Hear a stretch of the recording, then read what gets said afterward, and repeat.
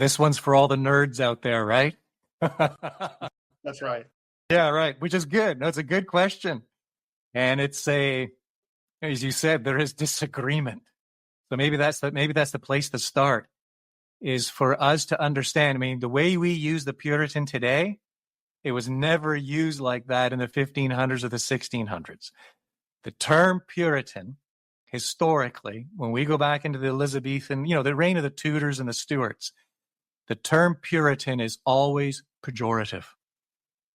Always pejorative. It's like calling someone today a lunatic or a fanatic. No one is running around today saying, hey, look at me, I belong to the lunatic or fanatic movement. You're not doing that. No one back in the day is owning the word Puritan.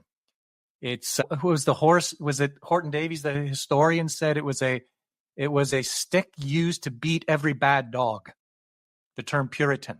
John Cotton in one of his works, very interesting. I haven't been able to track this. I just don't have the time. Maybe one of our listeners will have the time. But he attributes the term and the development of the term to a Jesuit by the name of Nicholas Sanders, an Englishman who, devout Roman Catholic, leaves England. It may have been during the reign of Henry VIII, or certainly by the time of Edward. He leaves, and then he begins to use this word Puritan, but as a description to cast reproach upon the reformers. So anyone who opposes the Roman hierarchy, anyone who is anti-papal, anyone who is not part of the Roman Catholic Church is a Puritan. So those who are anyway associated with the reformers. So Cotton says that's how the word was first used. And then in England, they grab hold of it to use it. Yeah, people would use it just to vilify their opponents, their enemies, for any reason. And it really gains popularity then as a pejorative term to describe those within the Church of England who are dissatisfied with the extent of the Reformation in England. And so here it is being used in an ecclesiastical sense that is, I think, without question, its most popular usage, 1500s, 1600s. It's associated with the Church of England and those within the Church of England who want to purify the church.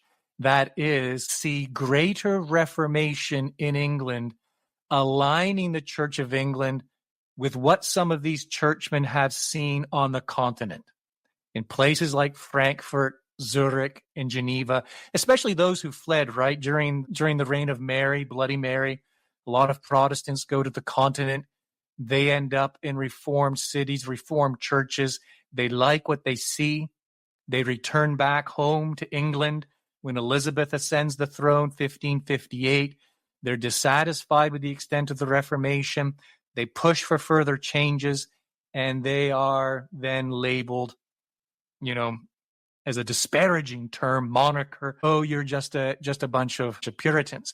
And so pre-1640, that's pretty much how that term is used. They're against things like wearing the surplice, which is the white gown that priests would use in the Roman Catholic Church. They thought it undermined the priesthood of all believers. They were against the sign of the cross at baptism, kneeling to receive communion, the Lord's Supper, the Eucharist, because they believed that was an act of worshiping the host. So they were against some of these practices, still common in the Church of England, which they thought would drive people back to the superstition that had been so prevalent within the Roman Catholic Church.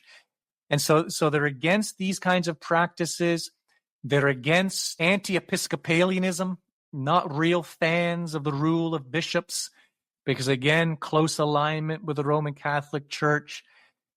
And then by the 16th reign of Charles I, you have William Laud, Archbishop of Canterbury, and he seems to have some Roman Catholic leanings, very what we would call high church, very ritualistic. And so there is this uneasiness within a significant segment of the population, a lot of ministers within the Church of England who want the church to move away from these things. And okay, you're Puritan, you're Puritan, you're Puritans. That seems to change a little bit in the 1640s. It doesn't go away. The dissatisfaction with the Book of Common Prayer, concern over some of these practices, yes, the question of Episcopalianism, it doesn't go away. But what happens in the 1640s is you have the regicide, right? So you have the execution of Charles I.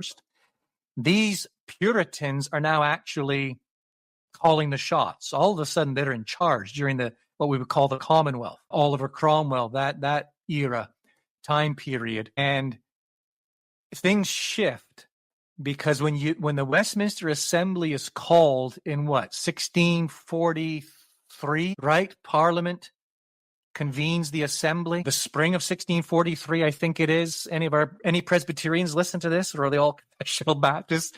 If I got that wrong, they can phone in and correct me on that one. I think it's the spring of 1643. The Westminster Assembly is convened in the summer.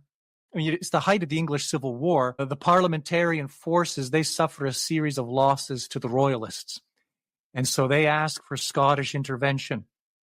And the Scots say, yes, we'll get involved, but on one condition: Presbyterianism is established in England. Already is established in Scotland, but it must be established in England. And so Parliament then permits, or basically requests that the Assembly then visits and handles this entire question of church government and the establishment of a Presbyterian form of church government.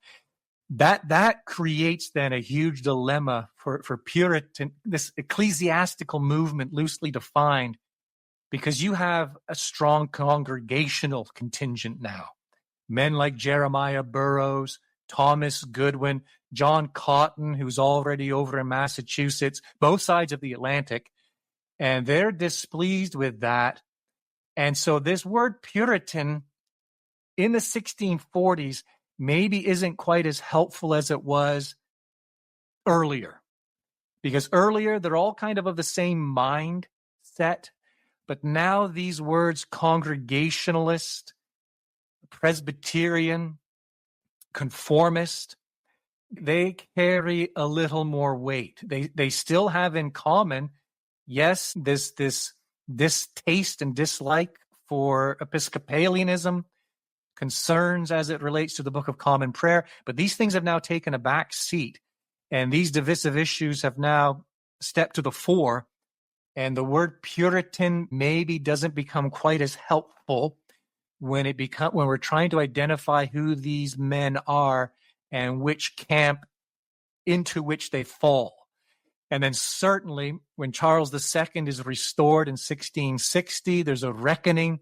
The bishops come back, and there's a real hard pushback then against anyone in any way close associated with Puritanism as an ecclesiastical movement. You then have the Act of Uniformity, obviously, in 1662, by which, the ministers are, how was it worded? They're required to sign on the dotted line, right? The Act of Uniformity, 1662, unfeigned assent and consent to all and everything contained and prescribed in the Book of Common Prayer. So close to 2,000 ministers choke on that, quite literally, because they view it as a claim to inerrancy, that what the church is doing is the Church of England is claiming inerrancy. And the Church of England is claiming that the Book of Common Prayer is inerrant. And no room for disagreement at all. But everyone must give their unequivocal assent to absolutely every jot and tittle that is in there. They cannot do it. And you then have them ejected, I can't remember, 2,200 ministers from the church. I think it was about 20% of ordained ministers in the Church of England. So there it is as an ecclesiastical movement, this dissatisfaction with the Church of England, a desire to bring it into greater conformity with the Word of God, and yet a slight shift in Puritan and how useful that term is as you move through the 1640s, and you really then are faced with the advent of Presbyterianism, Congregationalism. You have a separatist church movement You have the Baptists on the horizon there, the particular Baptists. And so the word, it is messy. But I hope that brings at least some clarity as to how it's being used ecclesiastically. So I would fall in the camp that, yeah, up until 1640, very useful. 1640, still useful, but more maybe as attached to Presbyterian congregational. Where do you fit on the paradigm? After 1662, certainly as an ecclesiastical movement, the term Puritan becomes unhelpful. Then we think in terms of nonconformists. And the question then becomes, okay, nonconformity, where do you fit on the spectrum of nonconformity in terms of your church affiliation and your confessional standard?